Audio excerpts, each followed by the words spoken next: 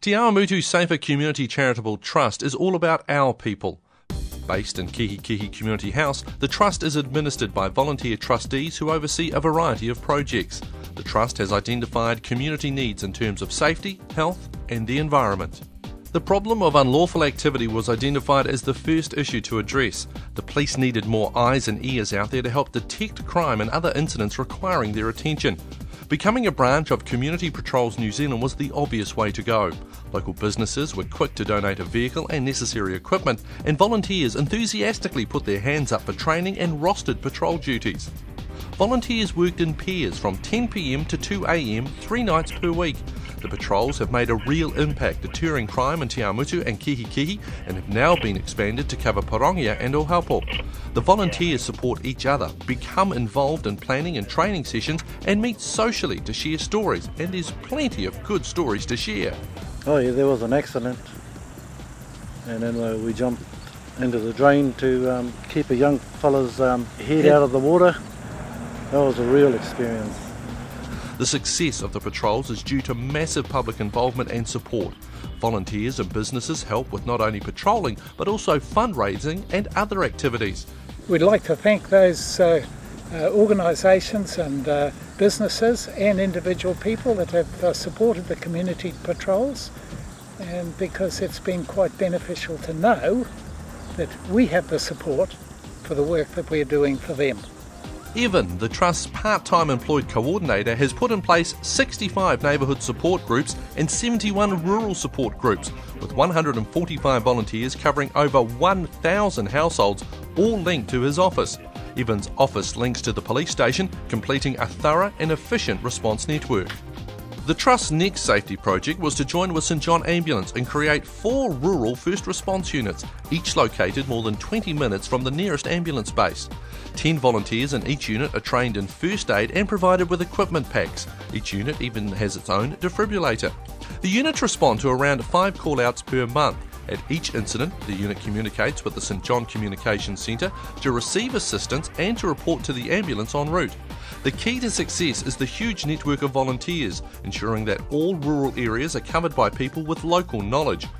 Buy-in from the communities is essential, and particularly with Pukeatu and Nauroma, Wharapapa South and Arahina, these first responders are proactive, they're enthusiastic, and they're always looking at ways to improve their response group. And the feedback that we got from the group was overwhelmingly positive.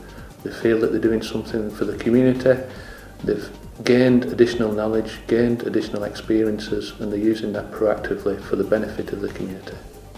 The Trust is tackling community health needs with several initiatives. Behind the community house was a vacant council section. The idea of a community garden grew with the goal of building accessible vegetable gardens for everyone, including the disabled, senior citizens and children. Once again, volunteers and donations made it happen. Local school children now regularly make walking trips to the garden to plant seeds, transplant new plants and keep the weeds under control. Children are involved in everything from soil preparation to harvesting, cooking and of course eating. Some of them never actually found eating vegetables enjoyable until they planted their own, and they cooked it themselves, cleaned it themselves, and they ate it, and no complaints. They loved it. So Kowhai, you've planted this whole row of beans with the other boys. What are you looking forward to now? Eating the beans. A lot of them have been hassling their parents to make gardens and telling the parents what they need to do and all that sort of stuff. It's awesome. As well as providing fresh food for local families, produce is used for cooking classes run by volunteers. Participants learn how to work with a food budget, cook nutritious meals and manage various medical conditions. Another food program, Kai at the Right Price, provides affordable food parcels for sale to the public.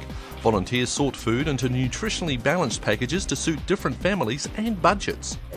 Having these meals available, these fruit and veggies available in the community is an excellent idea. I've got a family of 5 children and my husband and I, and it really helps us out each week. With a contract from Waikato Primary Health, the Trust has set up more healthy lifestyle programs such as walking groups, exercise classes, miri-miri foot massage and sit and get fit. Volunteers are trained to develop and promote their own activities, and in some cases, participants go on to become leaders themselves. The Trust's health programs are gaining a life of their own, spreading the enjoyment of healthy living through the ever-growing network of local volunteers. Turning to the environment, the once beautiful Mangaohoi stream that runs through Awamutu is in bad need of a clean-up. In conjunction with local education group Splice, the Trust is coordinating efforts from local schools to improve the health and attractiveness of the stream. School children join other members of the community to clear rubbish, plant new trees and monitor results. Children report their progress in the Stream Project blog. As part of the project, all participating children are taught basic water safety with swimming lessons, rescue skills and survival tests. As well as restoring the health of our stream, the project helps create a spirit of cooperation between groups that may not normally mix. In particular, young people learn to take ownership of their local environment and to value the rewards of volunteer work. There are many reasons for the Trust's outstanding success, but in the end it comes down to one factor: the people. Coordinating hundreds of volunteers across diverse programs is achievable because the volunteers believe in what they are doing. Te Awamutu Safer Community Charitable Trust. Happy volunteers pulling together to make their community a safer, healthier environment.